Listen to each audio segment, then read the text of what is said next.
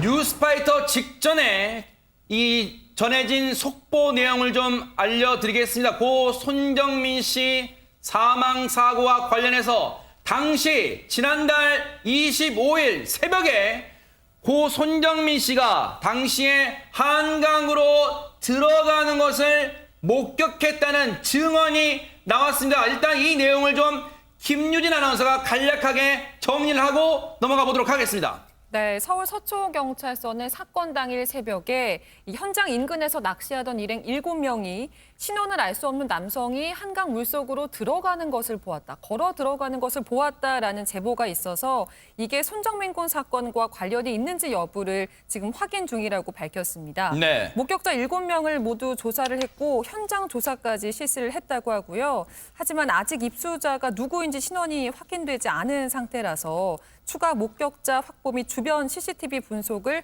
계속 진행하고 있는 상황이라고 합니다. 당시의 행적이 왜냐하면 그 일대에요. CCTV가 너무 드문드문 듬성듬성 있어서 행적을 알 수 없는 시간대가 많았는데 일단 박성배 변호사님 조금 더 행적을 세밀하게 재구성할 수 있는 목격자 증언이 나왔는데 물론 지금으로선 당시에 한강에 들어가던 사람이 고 손정민 씨라고 단언할 수는 없는 상황이겠죠? 그렇습니다. 아직까지는 그 한강으로 들어간 신원 불상의 남성이 손정민 군이라는 확증은 할 수가 없습니다. 어떠한 목격자가 나타날 경우에는 그 목격 진술의 신빙성을 확인하기 위해서 여러모로 따져보는 과정을 거쳐나가게 되는데 이 경찰은 목격자들을 대동하고 현장 조사도 실시한 상황이고요. 이 사건이 어려운 이유는 동석한 친구 A씨가 술에 취해 기억하지 못한다는 진술을 하고 있기 때문입니다. 일부 진술이라도 해주면 그 진술의 신빙성을 따져나가면 되는데 진술의 신빙성을 따져나갈 방법이 없다는 단점이 있는데 목격자가 적어도 4월 25일 04시 40분경 한강 인근, 즉 일시와 장소를 특정해 준 상황이기 때문에 그 일시와 장소에 부합하는 정황들을 확인해 나가는 과정이 이어질 것으로 보입니다. 즉 CCTV, 블랙박스, 목격자 등 그 일시와 장소에 부합하는 추가 정황들을 확인해 나간다면 사건의 실체가 밝혀질 가능성이 있습니다. 당시에 여러 목격자분들이 있으셨잖아요. 이 한 6개 그룹으로 총 9명의 목격자를 상대로 경찰이 조사를 해왔고 이번에 당시에 한강 인근에서 낚시를 하던 낚시객 7명까지 하면 이제 10명, 16명 정도까지 목격자가 늘어난 상황입니다. 그런데 앞서 목격자들이 찍었다는 사진을 보면 당시에 새벽이다 보니까 어슴푸레합니다. 왜냐하면 한강변에 조명이 그렇게 밝지도 않은 상황이었을 것 추정되고요. 그러다 보니까 지금 이 낚시객들도 목격 진술이 신원을 알 수 없는 남성이 당시에 새벽 4시 40분경입니다. 한강에 입수하는 것을 보았다라고만 했지 당시에 무슨 옷차림이나 이런 게 지금 고 손정민 씨가 CCTV에 찍혔던 그 옷차림이다. 이런 얘기는 구체적으로 나오지 않은 상태입니다. 그러다 보니까 경찰도 이 낚시객들의 목격자 진술 토대로 조금 더 세밀하게 확인하는 과정이 있지 이걸 지금 당시에 고 손정민 씨다. 이렇게 단언하지는 않은 상황이고 지금 신중한 상태라는 점을 말씀드리고 지금 다음 얘기로 이어가 볼게요. 지금 이런 가운데 당시에 손정민 씨와 동석했던 동석자 A씨의 변호인이 언론 인터뷰, 오늘 MBN과 언론이 인터뷰를 했습니다. 그 내용을 좀 짚어보도록 하겠습니다. 김유진 아나운서. 네, 그럼 어떤 얘기가 인터뷰에서 나왔는지 하나씩 시간의 순서대로 짚어보도록 하겠습니다. 먼저 누리꾼 사이에서 제기됐던 A군이 정민군의 성적을 질투했다라는 의혹에 대한 이 변호인의 답변인데요. 이 A군 측 변호인은 그럴 이유가 없다라고 주장을 하고 있습니다. 작년까지의 성적을 가지고 생각을 해봐도 A군이 성적 때문에 다른 동기를 지금 질투할 이유가 없는 상황이라고 밝혔는데요. 네. 올해는 지금까지 성적이 나온 과목이 딱 한 과목인데 그 과목도 굉장히 성적이 우수해서 이런 의혹을 받을 만한 이유가 없다라고 반박을 했습니다. 네. 굉장히 성적이 좋았다. 그래서 성적 탓으로 손정민 씨를 질투할 상황은 아니었다라고 얘기를 하고 있습니다. 그런데 사실 어제도 저희가 그런 얘기를 전해드렸습니다. 동석자 A씨 측이 이 처음으로 입장을 표명했었잖아요. 그런데 거기에도 그 입장이 나온 이후에도 또 다른 반박, 이 의혹이 제기된 게 뭐냐면 박성배 변호사님, 왜 현재까지 미궁 상태로 남아있는 당시에 새벽 3시 38분부터 약 42분간 정도의 행적이 밝혀지지 않았는데 왜 이에 대한 입장은 없느냐, 이런 지적이 또 나왔었죠?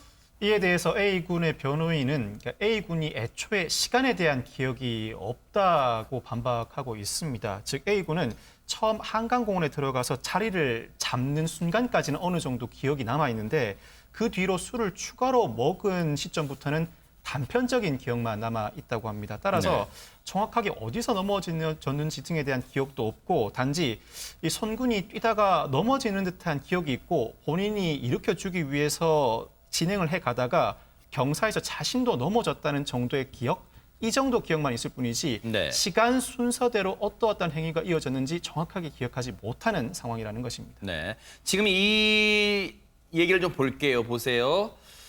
이 변호인의 얘기를 보면은 동석자 A씨의 옷이나 특히 신발에도 흙이 많이 묻었을 가능성은 있을 수 있다. 왜냐하면 보세요. 이런 상황에서, 당시 저런 상황에서 일으켜주다가, 손 씨를 일으켜주다가 본인도 흙이 많이 묻었다는 이야기를 지금 변호인에게 전했다는 거예요. 그런데 그럼에도 손정민 씨 아버지가 도저히 동석자 A씨와 그 부모님의 행동을 이해할 수 없다고 한 대목이 안진용 기자님, 왜 새벽에 다시 한강공원에 찾으러 갔을 때 자신들한테, 손정민의 부모인 자신들한테 왜 연락하지 않았냐, 이 부분이었잖아요.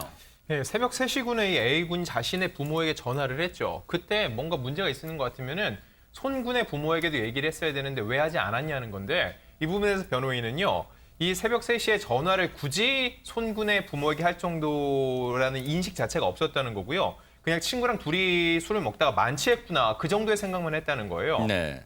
게다가 한간에는 당시 이 A군이 부모와 30분 정도 통화했다는 내용이 또 전달되기도 했었는데 당시 실제로 통화한 시간은 2분 정도라는 겁니다. 이 30분간 통화했다는 내용은 잘못된 억측이었고 짧은 대화였기 때문에 위급 상황이라고 생각을 못했고, 그래서 A군의 부모 역시 손군의 부모에게 연락을 할 생각을 못했다라고 얘기를 하고 있습니다. 자, 이 부분은 저희가 정확한 내용을 전해드린 차원에서 다시 한번 방금 그 답변을 전해드릴게요. 왜냐하면 양측의 주장과 의혹 제기를 팽팽하게 전해드리는 게 맞다고 보기 때문이다. 앞서 3시 반에 동석자 A씨가 부모에게 전화했을 때 보세요. 새벽 3시 반에 전화할 필요가 있는 상황, 즉 전화할 필요가 별로 전화를 해야 되나 그런 인식 자체가 없었다는 거. 인식 자체가 그때는 그냥 친구랑 둘이 내 아들과 아들 친구 손정민이 술을 먹고 있구나, 그래서 만취했구나 정도의 인식을 했다는 거예요. 그 다음 말 보여주세요. 그런데 일각에선 당시에 3시 반에 A군이 부모와 30분 정도 통화했다는 보도가 있었습니다. 그런데 지금 변호인은 당시 A군은 가족과 통화한 게 2분이 안 된다. 왜냐하면 이건 통화 내역을 보면 다 나오겠죠. 그리고 짧은 대화였기 때문에 위급한 상황이라 생각하지 못했다. 오늘 MBN 프레스룸 팀이 직접 변호인을 찾아가 인터뷰한 내용입니다. 그렇다면 이에 대해서 손정민 씨 아버지는 어떻게 생각하고 있을까요? 들어보시고 이어가 보도록 하겠습니다. 그러니까 전화할 때 우리에게 연락 안 한 게 문제가 아니라 우리한테 그 전화한 자체를 숨겼다고요. 그냥 얘기한 게 아니고 시간을 특정해서 2시부터 4시 반까지 있던 일을 다 얘기해보라고 했을 때 분명히 그 시간에 핸드폰이 바뀌었겠네, 별 얘기를 다 했는데도 3시 37분 전화 자체를 숨겼어요. 그 전화 자체를 숨긴 게 더 수상한 거거든요. 지금 이 얘기는 손정민 씨 아버지가 변호인의 얘기를 듣고도 명쾌하게 납득이 안 된다는 지금 그런 느낌입니다. 그런데 박성매 변호사님, 당시에 왜 좀 더 적극적으로 찾지 않았냐, 아마 이런 의혹도 제기가 되는 것 같습니다. 이 A군 측 변호인에 따르면 당시에는 누워있는 사람이 있을 것이라 생각해서 둘러보았다고 합니다. 즉 누워있는 사람 어디 없나 이렇게 저렇게 둘러보았는데도 사람이 보이지 않더라는 것이죠. 그때도 실종이라는 생각은 하지 못하고 집에 갔나라는 생각이 들어서 비로소 집에 갔는지 확인하기 위해 전화를 하게 된 것이다라고 해명하고 있습니다. 네. 사실 이 대목은 뉴스파이터가 무슨 손정민 씨 또 동석자 A 씨 이쪽 저쪽 편을 드는 게 아니라요. 이 대목에서는 이런 생각은 해볼 수 있잖아요. 5시 새벽 5시 동이터는 어슴푸레한 그 상황이었습니다. 그 CCTV 보셨잖아요. 거기에 찾으러 갔는데 없었다면 정민이 잘 들어갔나요? 라고 전화는 그때는 할 수 있었잖아요. 근데 그 전화가 없었다는 거예요. 그런데 처음에는 실종됐나? 라고 생각한 건 아니고 집에 갔나?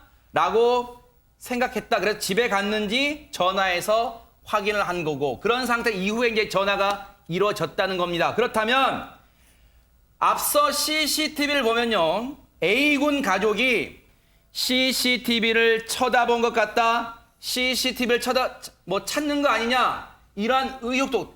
왜냐하면 당시에 CCTV를 보면 행동만 있지 육성 같은 건 전혀 담기지 않았으니까 여러 가지 억측 또는 의혹 제기가 나오는 것 같습니다. 그렇죠. 대부분 저렇게 되면 사라진 아이의 가족들에게 연락해서 정민이가 안 보입니다라면 그 부모님이 오시게 해야 되는데 이 A군의 부모가 같이 먼저 동석했다는 데서 아마 좀 의혹이 있는 것 같은데 이거 역시 그 A군의 변호사 말인데 가족이 와서 CCTV에 찍히게 된 거는 누워있는 사람을 찾으려고 좀 보폭을 크게 해서 하다 보니까 혹시 보인 것 같다 그러기도 하고 실제로 CCTV를 확인했답니다. 그거는 자기네들 찍힐까 봐 아니라 여기 CCTV가 있으니까 촬영이 됐을 수도 있겠구나. 그럴 수 있겠죠. 이 각도를 비추겠구나. 그렇게 이 각 네네. 비치고 아마도 정민이 모습을 볼 수 있겠구나 이렇게 해서 본 거지 특별하게 본인들이 CCTV를 없애기 위해서 한 건 아니라는 것이 변호인 측의 주장입니다.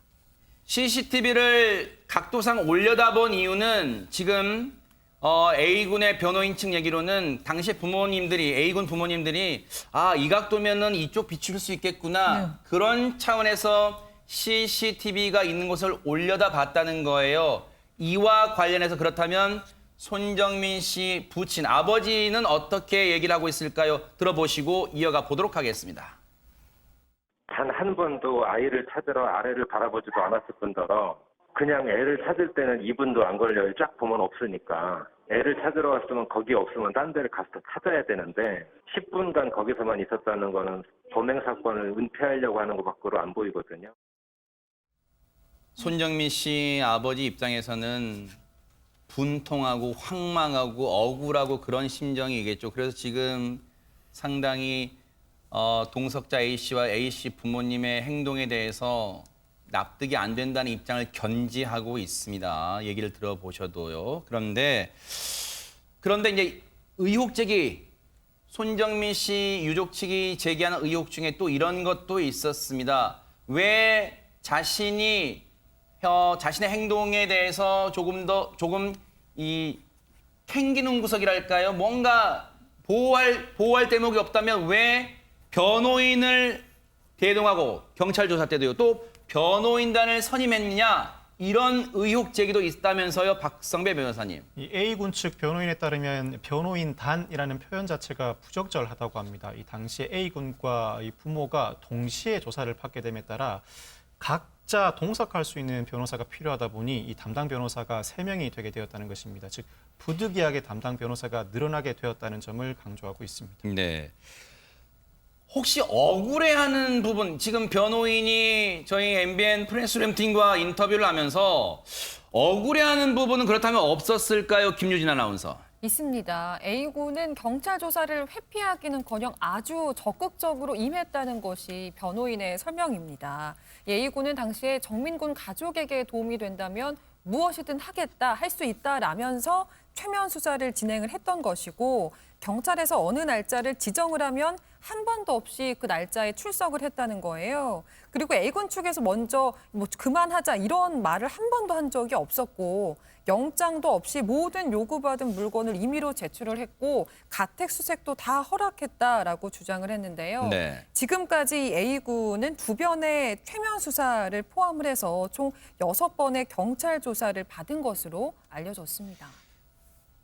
지금 어제도 저희가 이제 그런 말씀 전해드렸습니다만 지금 희대의 사회 현상으로 번졌어요. 앞서 말씀드렸죠. 주말 사이에 한쪽에서는 비가 내리는 궂은 날씨에도 고 손정민 씨 사망을 추모하면서 그리고 이 사건의 진실이 밝혀질 진상 규명을 촉구하는 그런 집회가 비가 오는 날씨에도 열렸고 또 한쪽 온라인상에서는 동석자 A씨에 대해서 친구 A 보호 이 모임이라는 어떤 그런 가칭의 이 SNS 모임이 결성됐습니다. 그래서 지금 A씨를 즉 A군을 향해서 너무 수많은 억측이 제기되고 있다는 그런 뉘앙스의 이 보호를 해야 된다. 이런 뉘앙스의 목소리도 커지고 있는 상황입니다. 그렇다면 지금 상황에서도 걱정해 볼 수 있는 게 안진용 기자님, 동석자 A씨 앞서 말씀드린 것처럼 경찰 조사 지금까지 6차례 받았다고 합니다. 동석자 A씨의 마음도 지금 뭐 갈갈이 찢겼을 텐데 지금 심리 상태는 어떻다고 전해졌을까요? 네, 이 역시 A군의 변호인 측이 전한 내용인데요. 함께 술을 마셨는데 같은 자리에 있던 친구가 돌아오지 못한 거에 대해서 자책감이 매우 크고요. 그리고 굉장히 괴로워하면서 정상적인 생활을 하지 못하는 상황이라고 전했습니다. 네. 자책감이 매우 클 수밖에 없죠. 바로 엊그저께까지 학교에서 웃고 얘기하던 친구 아니겠습니까? 여행도 많이 다녔다면서요. 그런데 이에 대해서 자 이렇게 자책하고 상실감 크다, 굉장히 괴로워하고 있다, 정상적인 생활을 못하고 있다, 이런 변호인의 인터뷰 내용을 저희가 손정민 씨 아버지께 전해드리고 이에 대한 입장을 여쭤봤는데요. 한번 들어보시고 이어가 보도록 하겠습니다. 걔가 어떤 상태이든지 저는 하나도 궁금하지 않고요. 제가 궁금한 건 걔가 불러내서 우리 아들이 결국은 실종됐다가 죽었어요. 그런데 찾는 동안에 걔가 한 게 하나도 없어요. 다른 친구들은 전단지 붙이고 에타에 글 쓰고 다 했는데 단 한 개도 걔는 도와준 게 없어요. 들으신 것처럼 앞서도 말씀드렸지만 고 손정민 씨 유족들 입장에서는 여전히 뭔가 이 사건에 가리워진 게 있다고 굳게 믿고 있는 듯합니다. 하지만 앞서 말씀드렸죠. 지금 이 상황에서 당시에 새벽 4시 40분, 지난달 25일입니다. 새벽 4시 40분쯤 인근에서 한강에서 낚시를 하던 낚시객 7명이 당시에 한강에 들어가던 신원불상, 당시는 누군지를 몰랐으니까요. 사람을 보았다는 진술이 새롭게 나왔습니다. 하지만 경찰은 당시에 들어가던 남성이 고 손정민 씨라고 아직은 단언할 수 없는 상황이라고 얘기를 했고요. 이에 대해서 진술의 신빙성을 등을 놓고도 면밀하게 조사를 이어가고 있습니다. 지금 우리에게 필요한 건요. 저희가 뉴스파이터가 양측의 입장, 의혹 제기와 반박을 팽팽하게 전해드린 이유는 지금 상황에서는요. 어느 쪽이 옳다 그르다 쉽게 단언할 수 있는 상황이 아니고 그리고 억측은요. 진상을 규명하겠다는 경찰 수사에 아무런 도움이 안 된다는 점을 분명히 말씀드립니다. 경찰이 반드시 사건을 명명백백하게 밝혀줄 거라고 기대를 해봐야 될 것 같습니다.